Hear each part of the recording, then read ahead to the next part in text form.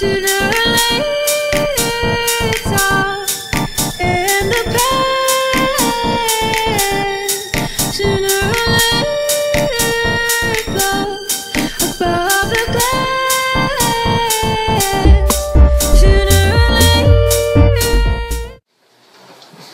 queridos podescuchas, estamos en esta ocasión para el programa de Prometheus, una crítica implacable de todo lo existente, con uno de los ambientalistas más importantes no solo de México, sino también de América Latina, que es el Dr. Lev. Y para este programa nos encontramos Fernando González, Raimundo Espinosa, Jorge Rodríguez, Enrique Lev. Y bueno, cabe mencionar un poco, una breve semblanza de lo que ha sido la trayectoria del Dr. Lev. Estudió Ingeniería Química en la UNAM, en la universidad. Después hizo un doctorado en Desarrollo Económico en París, Francia, en 1975. Y el trabajo de Lev ha sido reconocido por múltiples esfuerzos que él ha impulsado para la formación ambiental en América Latina. Cabe mencionar que de la Conferencia Internacional sobre Educación Ambiental que se realizó en Rusia, en una ciudad rusa, se acordó hacer una red de formación ambiental para cada continente. Sin embargo, la única que se formó fue la de América Latina, y fue gracias al trabajo que coordinó el Dr. Lev. Bueno, aparte de esto, es investigador del Instituto de Investigaciones Sociales, ha sido asesor y coordinador de distintas organizaciones de medio ambiente en América Latina, así como de distintas revistas. Tiene artículos publicados, más de 150 por ese número. Tiene 7 libros, entre los que destacan Ecología y Capital, Racionalidad Ambiental y Saber Ambiental. Bueno, pero no me vienen a escuchar a mí, lo tienen aquí al Dr. Lev. Entonces, Dr. Lev, ¿nos podría contar un poco sobre cómo ha sido su trayectoria, su interés por los temas de medio ambiente, cómo se fue formando? Bueno, como bien dijiste, yo cursé primero una licenciatura en Ingeniería Química. Y después, pues, mis inquietudes, digamos, sociales, políticas, mi pulsión epistemofílica, podría decir, me llevaron a salir del ámbito, digamos, de la racionalidad técnica, ¿no? de una carrera técnica, económica en algún sentido, para conocer el mundo, para conocer de qué está hecho este mundo, cuáles son los motivos, por ejemplo, de las crisis sociales, de la explotación económica. Cabe recordar acá que yo fui líder estudiantil en el movimiento del 68, fui líder de mi facultad, de la Facultad de Química. Pero todo eso, el haber llegado incluso a ser líder del movimiento, era porque había una inquietud de fondo por comprender el mundo y comprender la vida.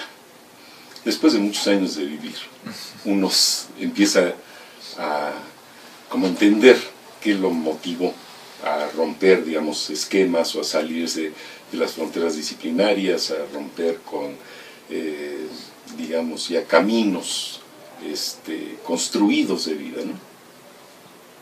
Y yo diría que fue esta inquietud de fondo, una inquietud que me ha habitado durante toda la vida.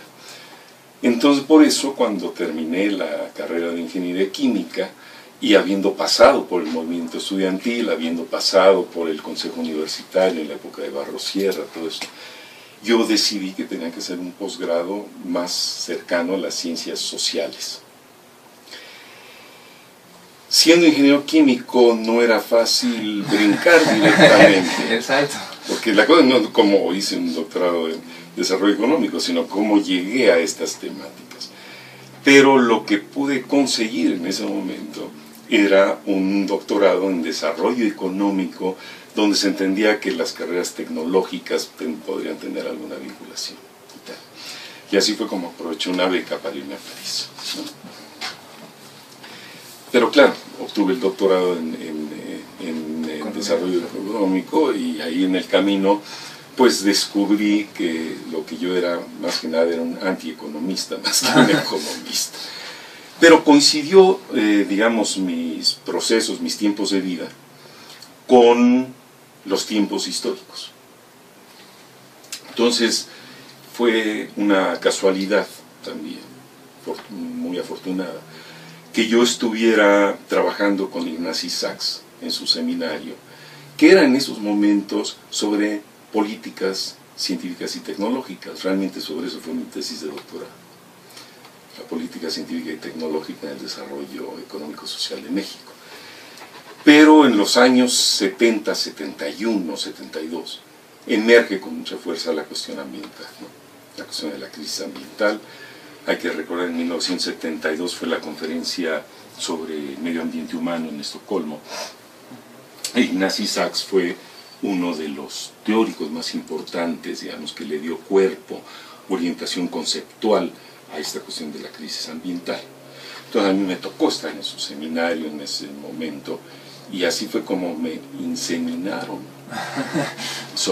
con esta inquietud sobre el medio ambiente. Entonces yo regreso a México, digamos, en la coda de mi tesis, empiezo a tratar los temas del ecodesarrollo, que era lo que planteaba Ignasi Sachs. Y de ahí me embarco en esta temática ambiental. Yo vengo a México y me instalo, bueno, por un juego de circunstancias. Yo vengo llegando a México, yo hablo con el doctor Soberón, que era coordinación de ciencias, y empiezo a trabajar como asesor de la coordinación de ciencias, en temas de ciencia y tecnología. Pero el doctor Soberón toma la rectoría.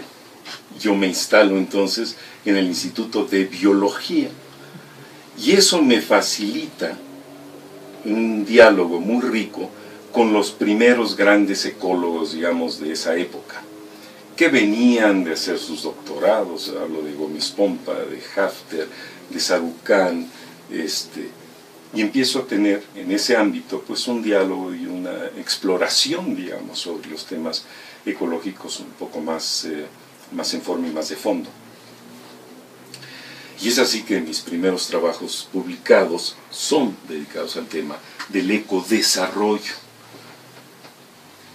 De hecho, aquí se hace algo, digamos, histórico, ¿no? Porque hay una reunión en el Politécnico donde jefes de Estado, secretarios se dedican a debatir el tema del ecodesarrollo, ¿no? Sí, que fue una cosa, pues hasta cierto punto insólita en la promoción del ecodesarrollo por parte de Ignasi Sachs.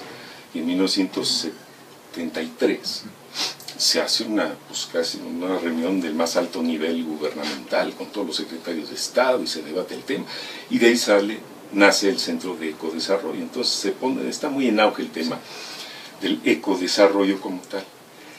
Pero hay que decir que yo acarreaba desde años más mozos, desde la preparatoria, una pasión por la epistemología, por la filosofía. Entonces, en esos momentos que yo termino de hacer mi tesis, que presento en el 75, por ejemplo, yo empiezo a vincularme con una serie de grupos, ¿no?, de investigación en México. Sobre todo hay que mencionar la formación de la Asociación Mexicana de Epistemología. Hay que recordar, Mario Bunge, este famosísimo, importantísimo filósofo, epistemólogo, pues decide venirse a México un par de años, invitado por la Facultad de Filosofía, por la UAM, todo esto. Y con el gran impulso que trae Mario Bunge, promueve la formación, la constitución de esa Asociación Mexicana de Epistemología. Y yo me clavo en eso. Pero me clavo no fortuitamente, porque traigo esta pulsión, digamos, este interés por la epistemología.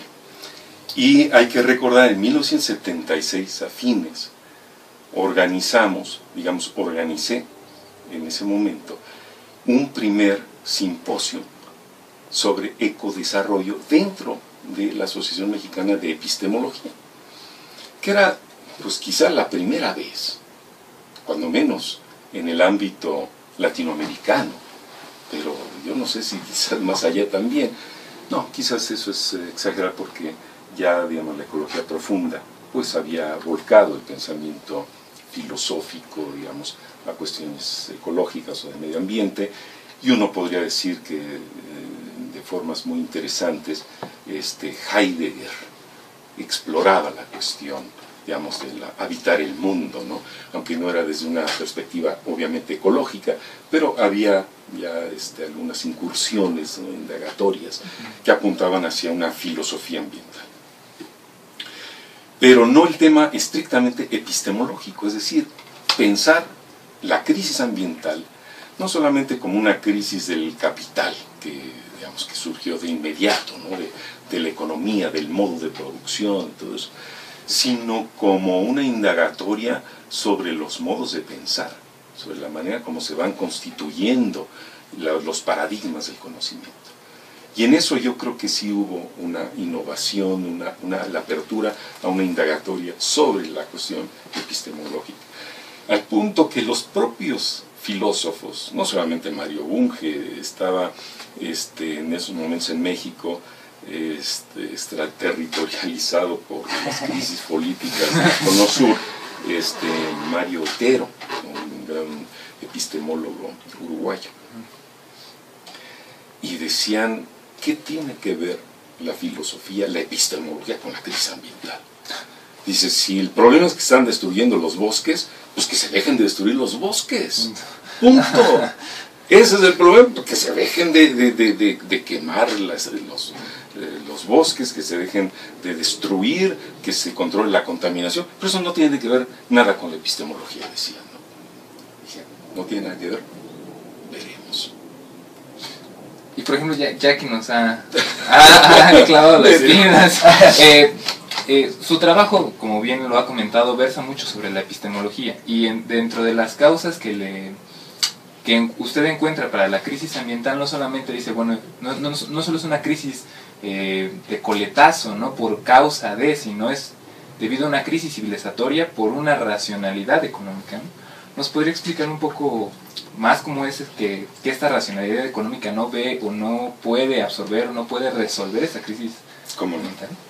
Bueno, eso tiene que ver con la constitución de esta racionalidad económica, de sus paradigmas, o sea, cómo digamos, la historia de la metafísica misma, ¿no? Va formando el terreno, ¿no? El suelo en el cual nacen las ciencias modernas. Y la economía, pues, surge, sí, impulsada por la generalización de los intercambios comerciales, por la revolución industrial, pero como paradigma de conocimiento, pues toma mucho de la física, por ejemplo, ¿no? De la mecánica. Por eso piensa, digamos, se va constituyendo como un juego de factores de producción, ¿no? El capital, el trabajo. Y la tierra va quedando como un factor residual. Y el ambiente totalmente externalizado, es decir, impensado como tal. O sea, la economía es un modelo, digamos, un modo de pensamiento, la construcción de una racionalidad cuyo objetivo es producir a la naturaleza para generar satisfactores, para satisfacer demandas o necesidades humanas. Pero en el curso de la constitución, digamos, de cómo se va armando ese paradigma, se va institucionalizando, se va globalizando ese paradigma, va ignorando las condiciones ecológicas que sustentan la vida y al proceso económico mismo. De manera que la naturaleza entra al proceso productivo, entra como objetos de trabajo, como materias primas, como recursos naturales. Y hay que decir que un recurso natural ya es una manera muy económica de transformar los procesos naturales en esas cosas, en esa materialidad económica que insume el proceso económico. La desnaturaliza, la va desgajando de sus conexiones ecológicas, de sus condiciones de sustentabilidad. Y eso va ocasionando que este paradigma, esta economía que lleva inscrita un impulso incontenible de crecimiento, es decir, la economía que no crece, que no va en las vías de lo que Marx llamaba la reproducción ampliada, que se va extendiendo, pues fallece. O sea, la condición intrínseca de la economía es reproducirse ampliándose. Y ampliar la economía quiere decir cada vez consumir más y más naturaleza, en forma de recursos naturales. Y se ha pensado sin límites este proceso. Y ese proceso se pensó como un proceso sin límites. Lo cual no deja de sorprender, digamos, en ese iluminismo de la razón, donde, digamos, la condición humana fue tomando conciencia de ella, de ciertos límites con los cuales hay que vivir la vida, ¿no? estaba la ecología, pero también estaba el psicoanálisis, estaban ya una serie de modelos, de paradigmas de conocimiento que hablaban, ¿no?, de cómo los seres humanos, la construcción, ¿no?, de lo humano, tenía que respetar y reconocer ciertos límites, entre los cuales se van moviendo, digamos, los procesos vivos, los procesos humanos, etc. La economía decide que no, la economía agarra vía libre. La economía es crecimiento sin límites, no hay límites, ¿no? Y si me pone límites, pues entro en crisis.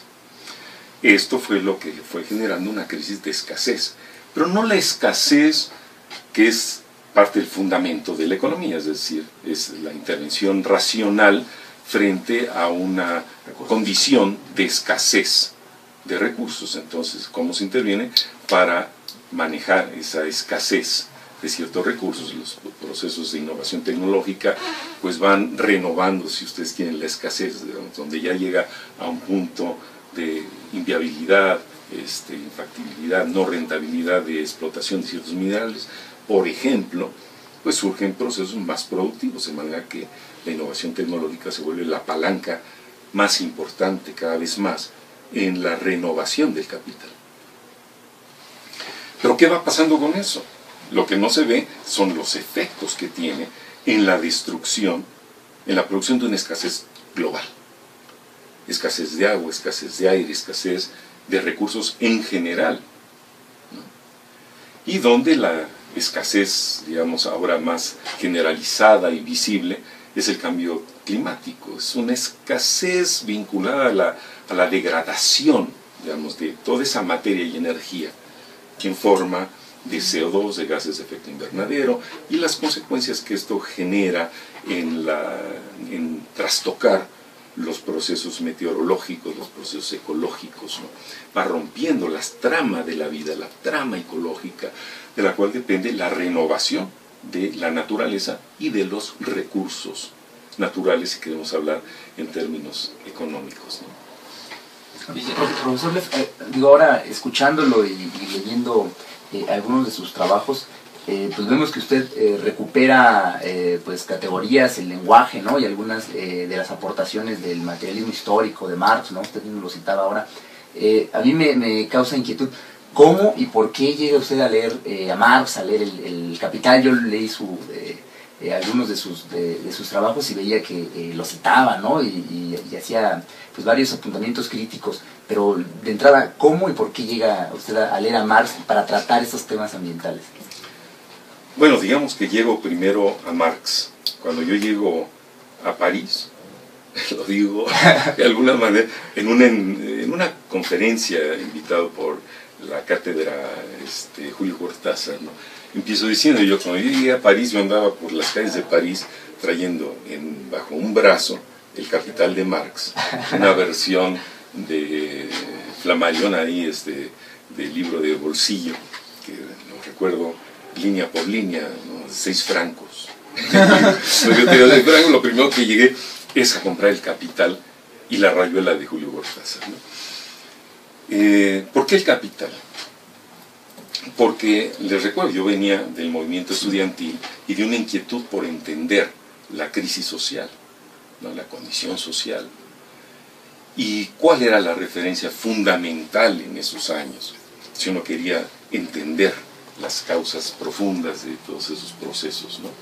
Pues era Marx, era el Capital, sobre todo, ¿no?, todo Marx.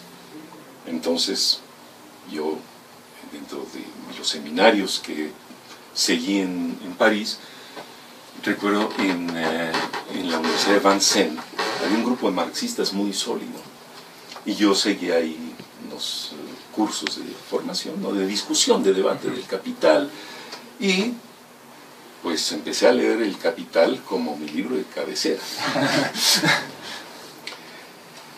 ¿Cómo lo conecté con el tema ecológico? Eso vino un poco después, cuando, yo llego a fines de 69 a París, empiezo todas estas lecturas, y fue en 71, 72, cuando yo empiezo a entrarle al tema ambiental ecológico, antes no. Y claro, yo ahí empiezo a hacer algunas conexiones, ¿no? Unas conexiones con los paradigmas económicos, la cuestión ecológica. Empiezo a trabajar, por ejemplo, el término de productividad ecológica. Yo, como les decía, en mi estancia en el Instituto de Biología, pues ahí me dedico a leer mucho de ecología. En 1974, es decir, justo en esa época, ocurrió el primer Congreso Mundial de Ecología. Y encuentro unos textos que me inspiran profundamente, es decir, que marcan, digamos, como diría, uno de los primeros insights, quizás importantes en lo que he llegado a pensar. Muy en ese momento, muy primario, muy originario, ¿no?, de todo esto. Como si la economía habla de productividad económica, la ecología de productividad ecológica, ¿cuál es la conexión? ¿No? Yo descubro entonces que la naturaleza es productiva per se. Dije, ¿por qué la economía, después de los fisiócratas, nunca consideró la productividad de la naturaleza? ¿Y cuáles son las condiciones ecológicas que permiten la productividad de la naturaleza? Entonces ahí empiezo a vincular ecología y economía. Todo esto me llevaba, con ese trasfondo, digamos, de inquietud por el marxismo, a pensar dónde estaría la conexión de los procesos ecológicos con los procesos del capital. Y haciendo un poco de memoria, trato de pensar cómo se llamaba esa revista en los años 79, 80, había una revista sobre marxismo, en la cual yo me embarqué en el estudio, digamos, en la elaboración de la teoría del valor.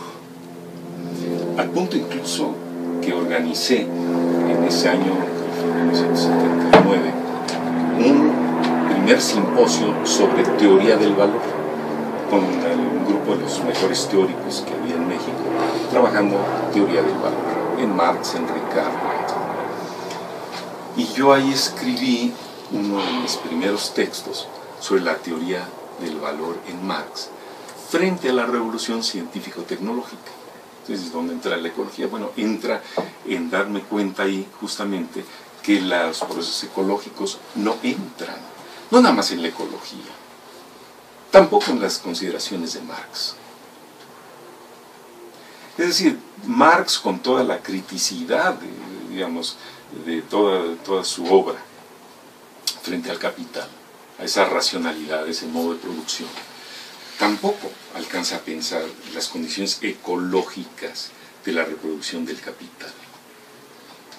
También la naturaleza está externalizada, está oculta por ahí, está no vista, ¿no? Entonces ahí empiezo y llego a hacer, digamos, una crítica a la teoría del valor en Marx, cosa que me ha generado algunas críticas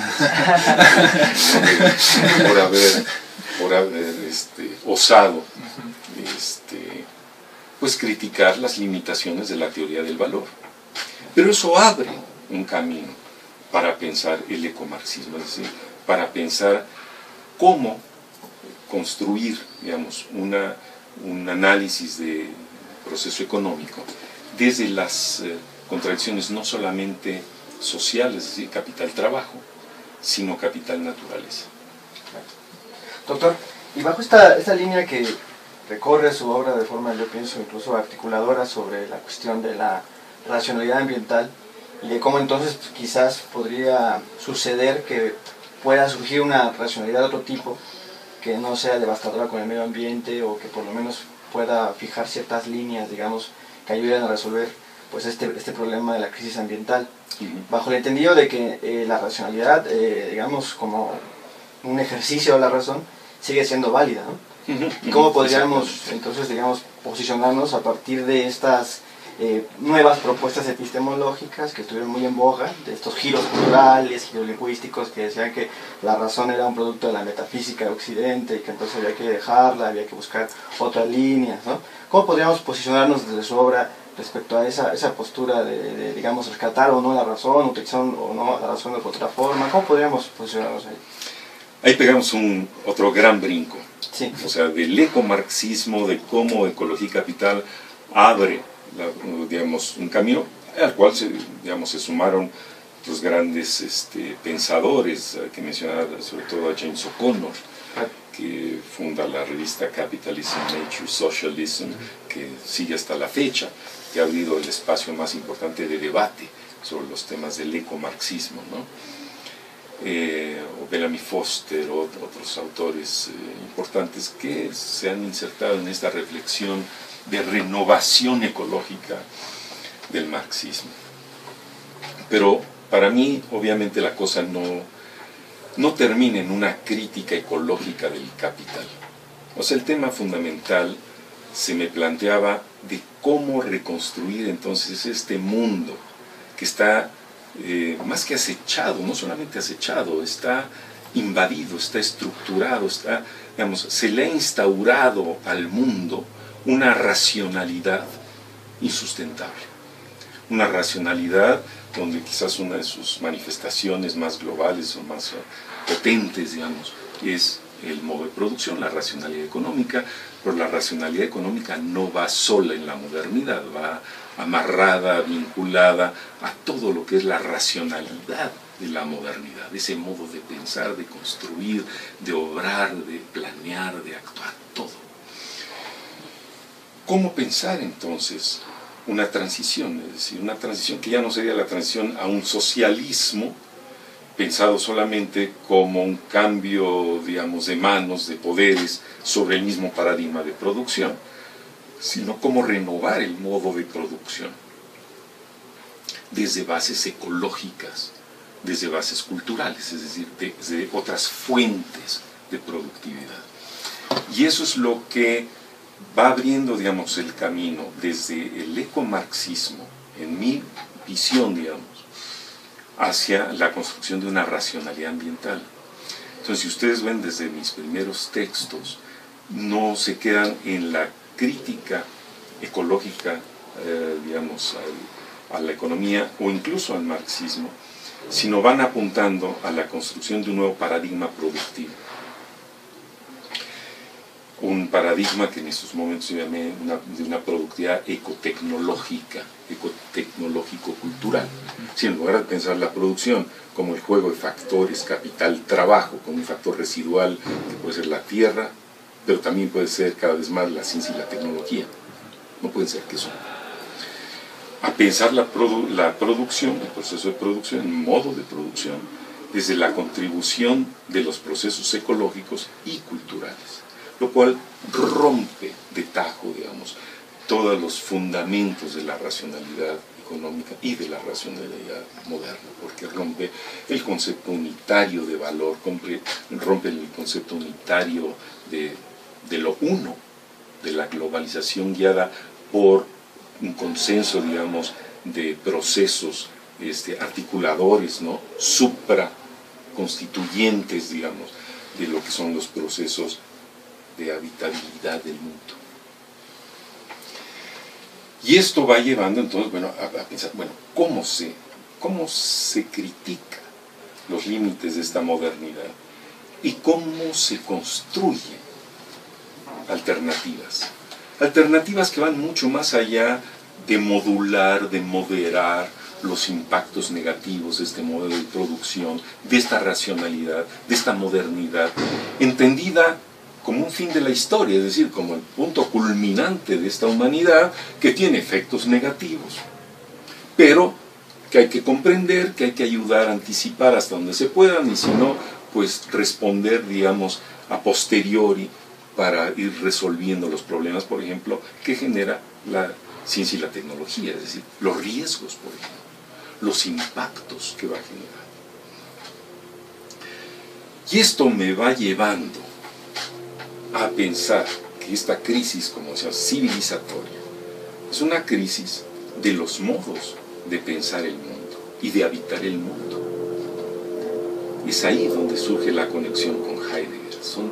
Es desde esa raíz del pensamiento, no solamente desde el momento que se instaura el modo de producción capitalista, sino de ese magma de significaciones, de ese plasma de pensamiento que va constituyendo la mente humana, sus razones de ser, sus formas de habitar. Entonces la cuestión ahí se nos planteaba de cómo recomponer eso. Era una cuestión simplemente de una reforma ecológica a la economía. O se trata de formar otro modo de habitar el mundo, otro modo de pensar el mundo. Y eso es lo que va llevando a ver con qué categorías se trabaja eso. Porque finalmente, o sea, las palabras sirven para designar cosas, como decía Foucault, le mot et les choses, las palabras y las cosas, pero estos grandes procesos que son el andamiaje, la armadura en la cual nos inscribimos como seres humanos, eso requieren de categorías filosóficas, de conceptos científicos. Entonces, ¿con qué categorías aprehender esto? ¿Cuál es la categoría fundamental que domina, que constituye, que codifica al mundo? Y fue entonces donde dije, es la racionalidad. La racionalidad es la que nos explica la multiplicidad, la complejidad de órdenes de pensamiento, de formas de producción, de valores, que constituyen realmente el núcleo fundamental de nuestra manera de habitar el mundo. Y eso fue lo que me llevó a las lecturas de Max Weber. Entonces ahí viene el brinco, de alguna manera, desde Marx a Foucault por una parte, a Max Weber por otra parte, para entender cómo está armada la racionalidad de la modernidad. Y obviamente el autor fundamental para entender la racionalidad de la modernidad es Max Weber. Y Max Weber me fue inspirando para entender cómo podría transformarse este concepto de racionalidad moderna en una racionalidad ambiental, donde la categoría de racionalidad material o sustantiva de Max Weber, que es la abocada a entender no solamente la racionalidad de la ratio, sino la racionalidad entendida también como un magma de significaciones, de valores, que conducen decisiones, que dan sentido, que producen sentido a los seres humanos.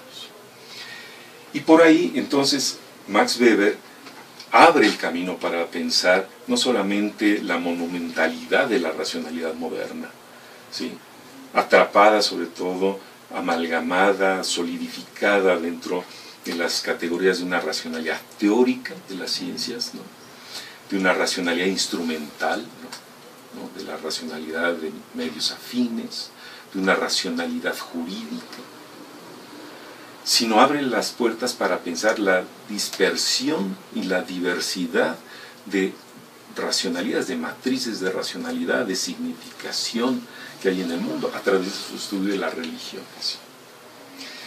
Bueno, eso me abre a mí el camino para insertar ahí esa otredad, esa externalidad a esta modernidad, que es el ambiente. Y ahí se concatena la idea del ambiente desde una visión epistemológica, no solamente como el medio ambiente ecológico, sino como toda la externalidad, lo no pensado por los paradigmas constituidos en la modernidad, constituidos a través de lo que Jacques Derrida llamará el logocentrismo de las ciencias. Ese logocentrismo va armando, va armando literalmente los paradigmas de conocimiento en torno a un objeto de conocimiento, donde ya lleva inscrito ese proceso una intencionalidad de objetivar el mundo. Se trata de conocer el mundo objetivamente. Los paradigmas de conocimiento son conocimientos objetivos a través de la construcción de objetos de conocimiento. Y ahí viene toda una crítica, no solamente de Derrida, sino decurrente de todo el racionalismo crítico de Bachelard, de Canvilgen, que aterriza después en Foucault, en analizar las estrategias de poder en el saber, y que abre a esa crítica al monopolio, digamos, del conocimiento, de ese logocentrismo de la ciencia moderna. Y eso abre a pensar una posmodernidad, es decir, a dar vida a todos esos mundos impensados, a la potencialidad de otros pensamientos, atraer a este campo de la racionalidad ambiental también, no solamente la racionalidad sustantiva de Max Weber, sino todo el concepto de otredad que importa, digamos, a este campo desde Manuel Levinas. Y ahí viene todo ese juego de grandes teóricos que no fueron ecologistas, donde está desde Marx hasta Heidegger, pasando, como dije, por Foucault, por Weber, por Derrida, todos estos grandes pensadores que dan tanto que pensar, pero que intento repensarlos desde esa otredad, desde esa crisis del saber, del conocimiento, desde esa crisis civilizatoria. Y ese es el trabajo del libro de racionalidad ambiental. Profesor, también en su propuesta hemos visto que hay una crítica, ¿no?, a una visión de la gestión de la crisis ambiental o de la problemática ambiental a cargo del Estado de una manera monopólica, ¿no? Es decir, esta visión que ve que el Estado es el responsable y es el que debe dictar las políticas e implementarlas, ¿no?, imponiéndolas y haciéndolas obligatorias. Pero en la propuesta que usted tiene, más bien se habla de una gestión ambiental pues participativa, ¿no?, más democrática, vaya, que tiene que ver con esto que nos habla usted de integrar el tema cultural, ¿no?, también en la problemática ambiental. ¿Qué nos puede comentar de eso? Bueno, mucho. Mucho. Número uno, efectivamente, la reacción social frente a la crisis ambiental, que cada vez la aceptan no solamente los estados, los gobiernos, sino hasta los economistas, imagínense, y los bancos. Quiere decir que es un tema insoslayable. Pero, ¿cuál es la respuesta de la economía de los gobiernos? Bueno, la respuesta de la economía fue decir, bueno, está bien, ya no podemos negar que hay una crisis ambiental o un problema con el medio ambiente, vamos a internalizar esas externalidades, ¿no?, ampliando los brazos, digamos, las garras, las extensiones de la economía para darle un valor económico hasta el alma humana, ¿no?, pasando por el cambio climático, por el agua, por todo. Es decir, se amplía la intención de codificar al mundo, la naturaleza, los valores, todo en términos de capital, en términos de valores económicos, de mercancías. Entonces, esa es la... Y se va generando ahí en todo ese proceso una contraposición, digamos, conceptual entre formas de, como decía hace un momento, de entender la crisis y la salida de esta crisis ambiental, de construcción de la sustentabilidad. Por un lado, el camino, digamos, economicista, es decir, de maniobrarlo, de gestionarlo a través de instrumentos económicos y de una codificación económica del mundo, una valorización económica sobre todo, que es lo que podemos denominar la vía del desarrollo sostenible, que está tan propagandeado en el mundo y que llega a confundirse con otras posiciones críticas a esa vía economicista por la unificación, digamos, conceptual que habría por la falta del uso de palabras que distingan las diferencias entre las diferentes vías de construcción de la sustentabilidad. Yo distingo ese desarrollo sostenible con el término de la construcción de la sustentabilidad desde la racionalidad ambiental, básicamente, como he venido diciendo, que tiene que ver con salirse, ¿no?, del campo de la hegemonía del poder, de la economía y de esa racionalidad. Los estados, los gobiernos, pues van absorbiendo todas estas fuerzas sociales que van por el mundo. Y para su gestión ambiental, pues van sobre todo asumiendo, internalizando, practicando con esos instrumentos de la geopolítica del desarrollo sostenible, de la economía ambiental, que por cierto, entre paréntesis, hay que distinguirla un poco de la economía ecológica, que es mucho más crítica, más interdisciplinaria. Los estados, es cierto, también tienen que internalizar otras protestas, otras vías de digamos, de no complacencia o de no consenso con esa vía de construcción de la sustentabilidad o de la sostenibilidad, por ejemplo, a través de los derechos humanos. Pero en la instrumentalización que hacen los estados, lo que predomina es esa vía economicista, ¿no? Cuando hay una atención al medio ambiente.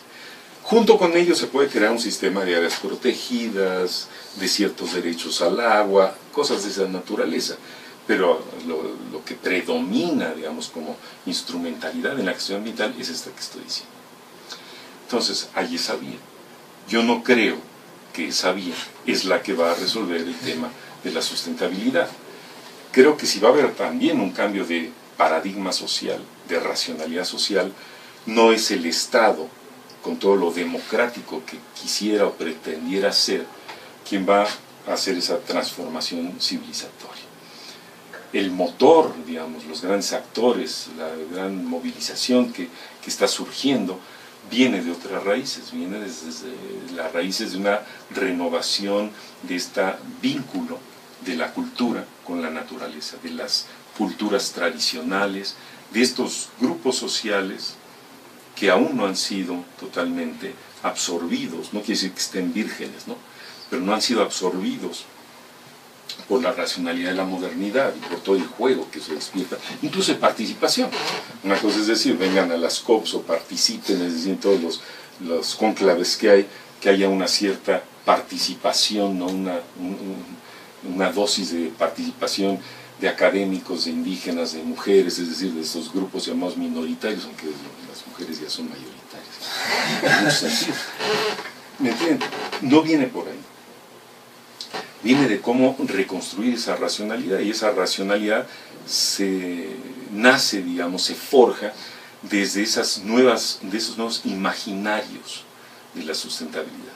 Es decir, de unas raíces que han quedado muy enterradas, que sobreviven todavía y que encarnan directamente otras maneras de relación con la tierra, con la naturaleza, con los procesos ecológicos. Es lo que hoy en día están reclamando, digamos, los pueblos de la tierra, ¿no? Los pueblos de la tierra. El vivir bien, por ejemplo, de los pueblos quechuas, aymaras, ¿no? Lo que reclaman es su derecho a ser como ellos han sido y como ellos pueden renovarse sus identidades hoy. Es decir, es un juego, es un diálogo de saberes, es un juego de renovación, de reinvención, de identidades culturales en su relación con la naturaleza. Lo cual, para aclarar todas las suspicacias, no quiere decir volver 500 años atrás. No quiere decir eso. O sea,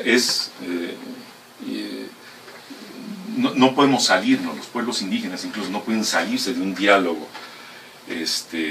con la modernidad. Pero ellos sí tienen la manera de salirse de este marco, digamos, de codificación de la modernidad que impone sobre el mundo. Tienen una alternativa. Ellos son esa otredad. Y desde ahí están buscando reconstituir identidades, sus modos de producción, sus modos de convivencia, sus razones de ser en el mundo. Y ciertamente esto es no solamente reivindicar las culturas tradicionales o la ética ambiental. ¿Por qué hablamos de racionalidad ambiental? Porque creemos que dentro de la limitación de la oferta de categorías o de las categorías que podemos inventarnos para decir estos grandes procesos, la racionalidad es tan amplia, digamos, en acoger modos de cognición, modos de pensar, modos de producción, modos de ser, que puede dar juego a la pasión, al deseo, y no solamente a la razón, al rational choice, a la elección racional. O sea, ahí pueden entrar todos esos elementos de lo humano, de lo natural, de lo ecológico, que pueden conjugarse para reconstituir el mundo. Y eso es lo que el mundo está reclamando ante esta crisis ambiental, que es una crisis de los límites de un modo de racionalizar el mundo de un modo histórico, dominante, ¿no?, hegemónico, de civilizar al mundo. Y es ante lo que nos encontramos con esta crisis ambiental. Por eso la crisis ambiental no es cualquier crisis, no es una crisis económica cíclica, es una crisis que lleva a refundamentar, como decían, los modos de pensar y de habitar el mundo. Para ir concluyendo la entrevista después de esta emotiva explicación, en América Latina, ¿cuál sería la importancia en América Latina? Porque usted lo ha comentado, los enunciamientos del buen vivir, las experiencias, por ejemplo, en Brasil, de los seringueiros, algunas comunidades africanas en Colombia, son sociedades que bien pueden presentar otro tipo de racionalidad, y además por la zona geográfica en la que nos encontramos gozamos de una suerte, ¿no?, que es una productividad negetrópica. ¿Qué podría representar América Latina como respuesta a esta crisis ambiental? ¿Cuál sería su papel? ¿Qué podríamos encontrar en él? Pues yo creo que en América Latina está hoy en día el mayor liderazgo, el mayor potencial para cambiar este pensamiento, digamos, para transitar del pensamiento alternativo a forjar realmente en la realidad otras sociedades sustentables. ¿Qué tenemos en América Latina? Tenemos primero una mayor cantidad de recursos de naturaleza disponible. Es decir, el agua, los bosques tropicales, la biodiversidad y los pueblos. Claro, no somos los únicos. Hay biodiversidad y diversidad cultural en todo el mundo, sobre todo en el sur. Pero ¿qué hay en América Latina? Hay un impulso a descolonizar el saber, por ejemplo, por una parte. No solamente a través de académicos que están en esta vía de la descolonización del saber, ¿no?, del conocimiento, sino los movimientos sociales que van en esta vía de emancipación. Una vía de emancipación que al mismo tiempo ya han ido incorporando algo que podemos llamar una cierta conciencia ecológica, digamos, sus imaginarios de sustentabilidad, desde los mapuche hasta los indios sedis, ¿no?, del norte de México. Si queremos cambiar el paradigma de producción, porque no se trata nada más de pensar de otra manera, es producir de otra manera. Los potenciales ecológicos de América Latina, la selva amazónica, la Amazonía, es el espacio privilegiado para experimentar, para construir ese otro modo de producción y de vida. Los seringueiros lo han demostrado, digamos, su experiencia demuestra que es posible vivir de esa manera. No quiere decir que tengan manos y vías libres. Hay muchos intereses contrapuestos, no solamente en Brasil, con los afrodescendientes, en Colombia, no se diga, en México con los pueblos indígenas, pero hay una renovación de pensamiento, nuevas guías, digamos, nuevas motivaciones, nuevos esfuerzos, ¿no?, nuevas energías emancipatorias en este sentido. América Latina pues tiene el primer estado, digamos, indígena propiamente, ¿no?, el de Bolivia, donde los derechos indígenas, los sentidos de la vida indígena, pues están más que latentes. Se han constituido, es un derecho constitucional, que incluso, hay que decirlo, ha llegado a confrontarse con el problema de Tifnis, con el propio gobierno de Evo Morales, ¿no? Porque, como decíamos, nadie se salva hoy en día de los imperativos, de esas razones de fuerza mayor que imprime al mundo la globalización económica, su necesidad de reproducción, de abrirse carreteras al Pacífico, al Atlántico, es decir, de ampliar la globalización económica. Entonces, eso atañe incluso a un gobierno tan indígena, tan radical en ese sentido, tan en búsqueda de esa otredad que es el gobierno de Evo Morales. Pero ahí está eso latente en el gobierno de Ecuador, por ejemplo, con sus contradicciones también, porque todas son insalvables, ¿eh? Ahí está, digamos, los derechos, los llamaron derechos de la naturaleza y son derecho constitucional. Están ahí, entonces, vivos esos procesos que rompen, digamos, los esquemas hoy en día de tratar la cuestión del cambio climático, del medio ambiente, ¿no?, la idea de mantener el petróleo bajo tierra, como el proyecto Yasuní también en Ecuador. Aunque sea un proyecto marginal, es decir, único en el mundo, pero confronta la racionalidad con la cual se maneja el cambio climático. Dice, señores europeos, señores del primer mundo, ¿quieren ustedes jugar a la economía verde? ¿Quieren ustedes compensar por la destrucción ecológica? Hagamos una cosa, nosotros mantenemos nuestro petróleo que tendríamos supuestamente como Estado y como nación el derecho de explotar para mejorar las condiciones económicas y de vida de nuestro pueblo. Lo mantenemos bajo tierra, reducimos las emisiones de gases de efecto invernadero, que ustedes paguen la mitad, no todo, la mitad de lo que podríamos obtener si comercializáramos ese petróleo que está en nuestro territorio. Es decir, son algunos destellos, algunos ejemplos de procesos que se están dando. La capacidad creativa de los pueblos indígenas es formidable. O sea, cuando hace explosión, digamos, esa emancipación de los pueblos indígenas, los afrodescendientes, en su reapropiación de la biodiversidad, abren vías insospechadas de formas novedosas, creativas y sustentables para vivir en este mundo. Y son casos emblemáticos de América Latina, pero para el mundo. Es decir, hay un proceso de renovación, de creatividad, de creer en que esos otros mundos son posibles, no solamente por decirlo, sino por estar echando a andar procesos que están en marcha. Y hay muchos procesos que se conjugan en ese sentido.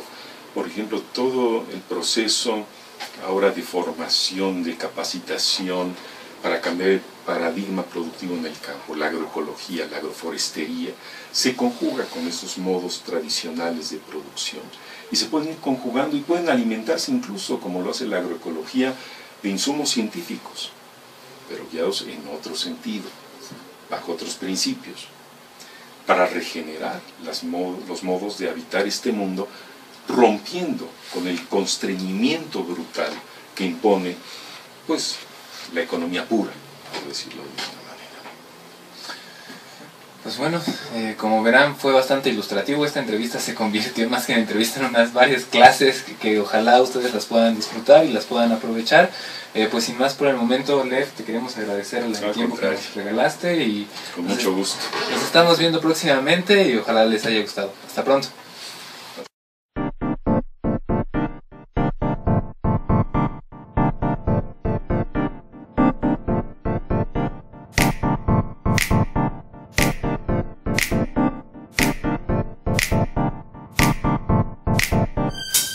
Sooner